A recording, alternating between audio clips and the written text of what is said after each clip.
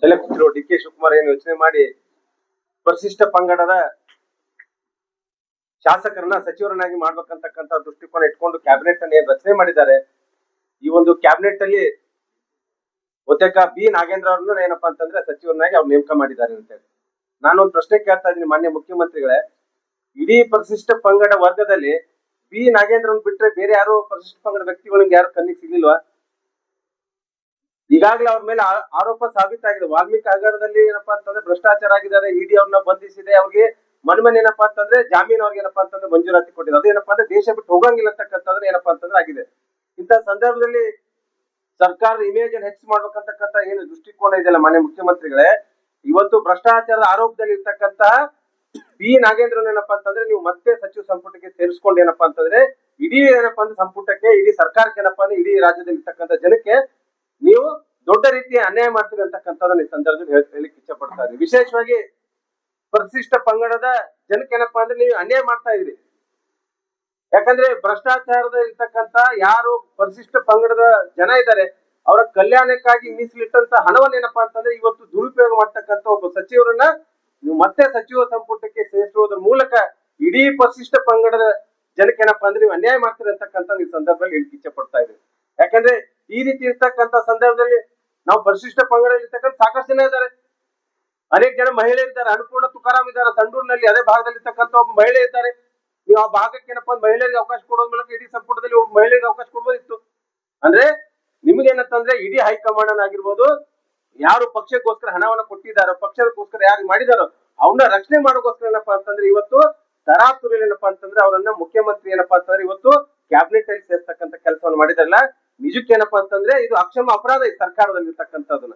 ಈ ಕೂಡಲೇ ಏನಪ್ಪಾ ಅಂತಂದ್ರೆ ಭಾರತೀಯ ಜನತಾ ಪಾರ್ಟಿ ಇದನ್ನ ಅಕ್ಷಮವಾಗಿ ಏನಪ್ಪಾ ಅಂತ ಖಂಡಿಸ್ತಿದೆ. ಇದ್ರ ಹೋರಾಟದ ಪರಿಣಾಮ ಏನಪ್ಪಾ ಅಂದ್ರೆ ರಾಜೀನಾಮೆ ಕೊಟ್ಟಿದ್ರು. ಮತ್ತೆ ಸರ್ಕಾರ ಏನಪ್ಪಾ ಅಂತಂದ್ರೆ ಇವತ್ತು ಅವ್ರನ್ನ ನೇಮಕ ಮಾಡಿದೆ. ಹಾಗಾಗಿ ಇವತ್ತು ಭಾರತೀಯ ಜನತಾ ಪಾರ್ಟಿ ನಾಳೆ ನಡೀತಕ್ಕಂಥ 13ನೇ ತಾರೀಕು ನಡೀತಕ್ಕಂಥ ಅಧಿವೇಶನ ಇದೆಯಲ್ಲ, ಈ ಅಧಿವೇಶನ ಏನಪ್ಪಾ ಅಂದ್ರೆ ನಡಿಲಿಕ್ಕೆ ಬಿಡಲ್ಲ ಅಂತಕ್ಕಂಥದ್ದು ಈಗಾಗಲೇ ಏನಪ್ಪಾ ಅಂದ್ರೆ ಪಕ್ಷ ಏನಪ್ಪಾ ಅಂತಂದ್ರೆ ತೀರ್ಮಾನ ಮಾಡಿದೆ. ಹಾಗಾಗಿ ಇಡೀ ಜಿಲ್ಲೆಯಲ್ಲಿ ಆಗಿರ್ಬೋದು, ಬೇರೆ ಬೇರೆ ಎಲ್ಲಾ ಕಡೆ ಏನಂತಂದ್ರೆ ಎಸ್ಸಿ ಮತ್ತು ಎಸ್ಟಿ ಮೋರ್ಚಾಗಳ ನೇತೃತ್ವದಲ್ಲಿ ಒಂದು ಹೋರಾಟವನ್ನು ಹಮ್ಮಿಕೊಳ್ಬೇಕಂತಕ್ಕಂಥ ಯೋಚನೆ ಸಂದರ್ಭದಲ್ಲಿ ಮಾಡ್ತಾರೆ. ಹಾಗಾಗಿ ಮಾನ್ಯ ಮುಖ್ಯಮಂತ್ರಿಗಳು ನಾನು ಈ ಸಂದರ್ಭದಲ್ಲಿ ಆಗ್ರಹ ಮಾಡ್ತಾ ಇದ್ದೀನಿ, ನೀವು ಪರಿಶಿಷ್ಟ ಪಂಗಡದಲ್ಲಿ ಇರ್ತಕ್ಕಂಥ ಬೇರೆ ಯಾರಿದ್ದಾರೆ ಶಾಸಕರನ್ನ ಅವ್ರನ್ನೇನಪ್ಪಾ ಅಂತಂದ್ರೆ ಸಚಿವ ಸಂಪುಟಕ್ಕೆ ಸೇರಿಸ್ಕೊಂಡು ಪರಿಶಿಷ್ಟ ಪಂಗಡ ಏನಪ್ಪಾ ಅಂದ್ರೆ ನ್ಯಾಯ ಕೊಡ್ತಕ್ಕಂಥ ಕೆಲಸವನ್ನ ಮಾಡಿ ಅಂತಕ್ಕಂಥದ್ರೆ ಈ ಸಂದರ್ಭದಲ್ಲಿ ಹೇಳಿಕ್ಕೆ ಇಚ್ಛೆ ಪಡ್ತಾ ಇದ್ದೀನಿ.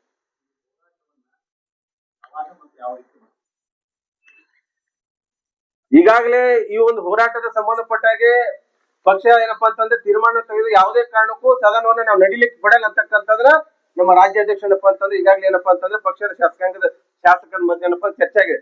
ಹಾಗಾಗಿ ಒಂದು ವೇಳೆ ಏನಾದ್ರೂ ಈ ಒಂದು ನಿರ್ಣಯವನ್ನ ಮಾಡಲಿಲ್ಲ ಅಂತಂದ್ರೆ ಪಕ್ಷ ನಮ್ಮ ಏನ್ ರಾಜ್ಯದ ಮುಖಂಡರು ಏನ್ ತೀರ್ಮಾನ ತಗೊಳ್ತಾರೆ ಅದೇ ರೀತಿ ಏನಪ್ಪಾ ಅಂತಂದ್ರೆ ಎಲ್ಲಾ ಜಿಲ್ಲೆ ಏನಪ್ಪಾ ಅಂತಂದ್ರೆ ಅದ್ರ ನೇತೃತ್ವದಲ್ಲಿ ಹೋರಾಟ ಮಾಡ್ಲಿಕ್ಕೆ ನಾವು ತಯಾರಿ ಅಂತಕ್ಕಂಥ ಸಂದರ್ಭದಲ್ಲಿ ಹೇಳ್ತಾ ಇದ್ದೀನಿ.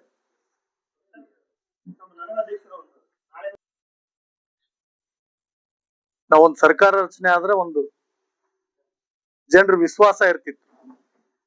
ಹೊಸ ಸರ್ಕಾರ ರಚನೆ ಆಗಿದೆ, ಏನೋ ಆಗತ್ತೆ, ಒಳ್ಳೇದಾಗತ್ತೆ, ಒಬ್ಬ ಹೊಸ ಮುಖ್ಯಮಂತ್ರಿ ಆದ್ಮೇಲೆ ಅವನ ಸಚಿವ ಸಂಪುಟ ಒಳ್ಳೇದಿದೆ, ಚೆನ್ನಾಗಾಗತ್ತೆ ಅನ್ನುವಂತ ಜನರ ಭಾವನೆ, ಒಂದು ವಿಶ್ವಾಸ ಇರ್ತಿತ್ತು. ಆದ್ರೆ ಕಳೆದ 2 ತಿಂಗಳಿಂದ ಈ ರಾಜ್ಯದಲ್ಲಿ ಮುಖ್ಯಮಂತ್ರಿಗಳು ಪ್ರಮಾಣ ವಚನ ಸ್ವೀಕಾರ ಮಾಡಿದ ನಂತರ ಮೊದಲೊಂದು ಸಚಿವ ಸಂಪುಟವನ್ನ ರಚನೆ ಮಾಡಿದ್ರು. ಈ ಕಳೆದ 8-9 ದಿನಗಳ ಹಿಂದೆ ಮತ್ತೊಂದು ಸಚಿವ ಸಂಪುಟವನ್ನು ರಚನೆ ಮಾಡಿದ್ದಾರೆ. ಕರ್ನಾಟಕ ಇತಿಹಾಸದಲ್ಲಿ ರಾಜಕಾರಣದಲ್ಲಿ ಎಲ್ಲಾ ಪಾರ್ಟಿಯ ಬಹು ಮುಖ್ಯಮಂತ್ರಿಗಳನ್ನು ನೋಡಿದೀವಿ. ಮುಖ್ಯಮಂತ್ರಿಗಳು ತಮ್ಮ ಸಚಿವ ಸಂಪುಟವನ್ನ ಆಯ್ಕೆ ಮಾಡುವಾಗ ಅಳದು ತೂಗಿ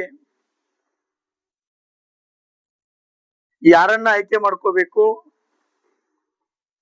ಯಾರನ್ನ ಆಯ್ಕೆ ಮಾಡ್ಕೊಂಡ್ರೆ ಈ ರಾಜ್ಯದ ಜನರಿಗೆ ಒಳ್ಳೇದ್ ಮಾಡ್ಬೋದು, ಹೊಸ ಹೊಸ ವಿಚಾರನ ಇಟ್ಕೊಂಡು ಸರ್ಕಾರವನ್ನು ರಚನೆ ಮಾಡಿ ಮುಖ್ಯಮಂತ್ರಿಗಳು ಪ್ರಮಾಣ ವಚನ ಸ್ವೀಕಾರ ಮಾಡಿದ್ದನ್ನು ನೋಡಿದೀವಿ. ಸಚಿವ ಸಂಪುಟವನ್ನ ರಚನೆ ಮಾಡಿದ್ದನ್ನು ನೋಡಿದ್ವಿ. ಯಾಕೋ ಇವತ್ತಿನ ಮುಖ್ಯಮಂತ್ರಿಗಳು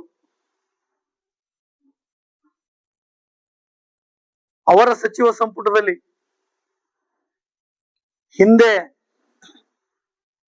ಇದೇ ಸರ್ಕಾರದ ಹಿಂದಿನ ಮುಖ್ಯಮಂತ್ರಿಗಳು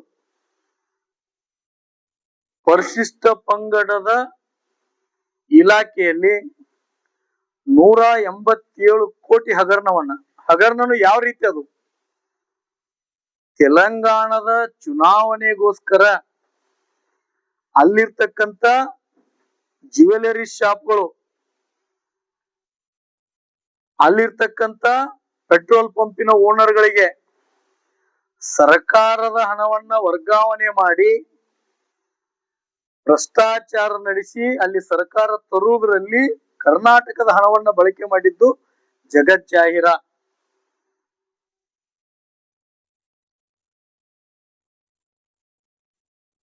ರಾಷ್ಟ್ರೀಯ ಮಟ್ಟದಲ್ಲಿ ಎಲ್ಲಾ ಮೀಡಿಯಾದಲ್ಲಿ ಬಂದಿರತಕ್ಕಂಥದ್ದು ಆ ಬಿ ನಾಗೇಂದ್ರ ಅಂತಕ್ಕಂಥ ವ್ಯಕ್ತಿಯ ಮೇಲೆ ಇವತ್ತಿಗೂ ಇಡಿ ಕೇಸ್ ನಡೀತಾ ಇದೆ. ಅಂತವರನ್ನ ಸಚಿವ ಸ್ಥಾನವಾಗಿ ಪ್ರಮಾಣ ವಚನ ಸ್ವೀಕಾರ ಮಾಡಿದ್ದಾರೆ. ಇನ್ನೊಬ್ರು ಜಮೀರ್ ಅಹ್ಮದ್ ಖಾನ್ ವಸತಿ ಸಚಿವರಿದ್ರು ಅವಾಗ, ಅವರದೇ ಪಕ್ಷದ BR ಪಾಟೀಲ್ ಅಂತಕ್ಕಂಥ ಶಾಸಕರು ನೇರವಾಗಿ ವಿಡಿಯೋ ಮಾಡಿ ಮಾತಾಡಿರ್ತಕ್ಕಂಥದ್ದನ್ನು ತಾವೆಲ್ಲರೂ ಕಂಡಿದ್ದೀವಿ. ಅವರ ಭ್ರಷ್ಟಾಚಾರವನ್ನು ನೋಡಿದ್ದೀವಿ.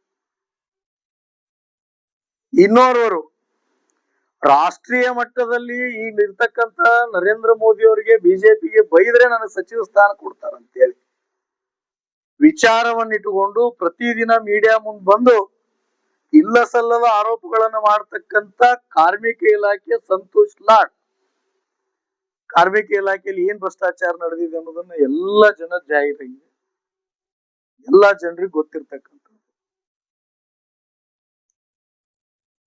ಏನ್ ಈ ರಾಜ್ಯದ ಮುಖ್ಯಮಂತ್ರಿಗಳು ಏನ್ ಮಾಡಕ್ ಹೊರಟಿದ್ದೀರಿ?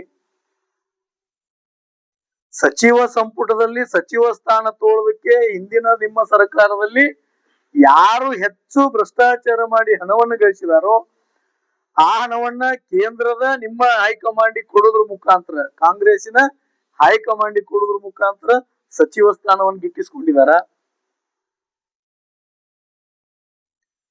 ತಮ್ಮ ಮೇಲೆ ಇಡಿ ಕೇಸ್ ಇದ್ರು ಸಹಿತ ಎಷ್ಟು ಉಡಾಪೆಯಿಂದ ನಾಳೆ ಅವರಿಂದ ಒಬ್ಬ ಭ್ರಷ್ಟಾಚಾರಿ ಮಂತ್ರಿಯಿಂದ ಬಳ್ಳಾರಿಯಲ್ಲಿ ಧ್ವಜಾರೋಹಣ ಕಾರ್ಯಕ್ರಮವನ್ನು ಮಾಡ್ತಾ ಇದ್ದೀವಿ.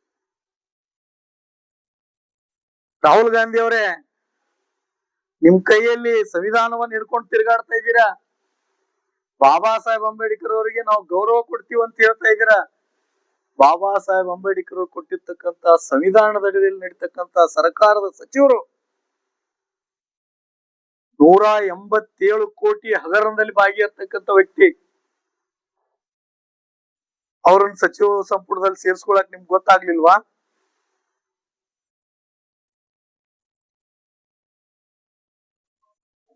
ಮಾನ್ಯ ಮುಖ್ಯಮಂತ್ರಿಗಳು ಇವರೆಲ್ಲರೂ ಸಚಿವರದ್ದು ಒಂದ್ ಕಡೆ ಆದ್ರೆ ಮಾನ್ಯ ಮುಖ್ಯಮಂತ್ರಿಗಳದ್ದು ರಿಯಲ್ ಎಸ್ಟೇಟ್, ಬಿಡದಿ ಒಂದೇ ಟಾರ್ಗೆಟ್.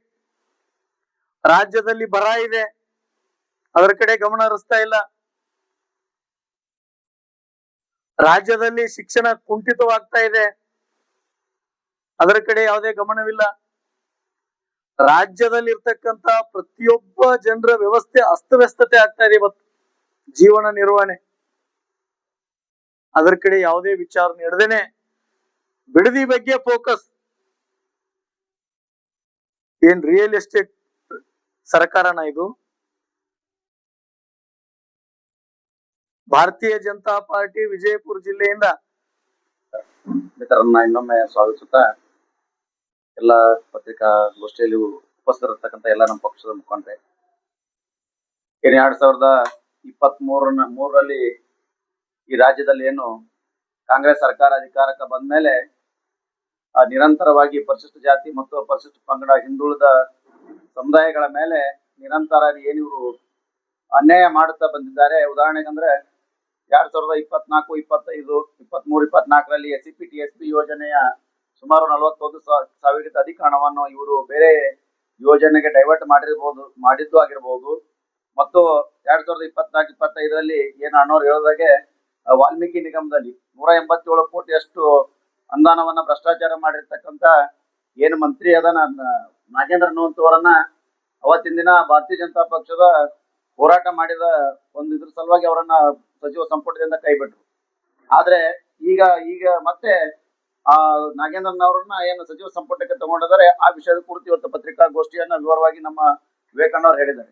ನಾವ್ ಹೇಳೋದಿಷ್ಟೇ, ವಿಧಾನಸೌಧ ಅಧಿವೇಶನದಲ್ಲೇ ಮಾನ್ಯ ಅಂದಿನ ಮುಖ್ಯಮಂತ್ರಿ ಆಗಿರ್ತಕ್ಕಂಥ ಸಿದ್ದರಾಮಯ್ಯನವರೇನ ಹೇಳಿದ್ದಾರೆ, ಇಲ್ಲ ಅದು 187 ಕೋಟಿಯಷ್ಟು ಭ್ರಷ್ಟಾಚಾರ ಆಗಿಲ್ಲ, ಅದು ಬರೇ 89 ಕೋಟಿಯಷ್ಟು ಆಗಿದೆ ಅಂತ ಹೇಳಿ ಮಾನ್ಯ ಅವತ್ತಿನ ಮುಖ್ಯಮಂತ್ರಿಗಳನ್ನೇ ಅದನ್ನು ಒಪ್ಪಿಕೊಂಡಿದ್ದಾರೆ.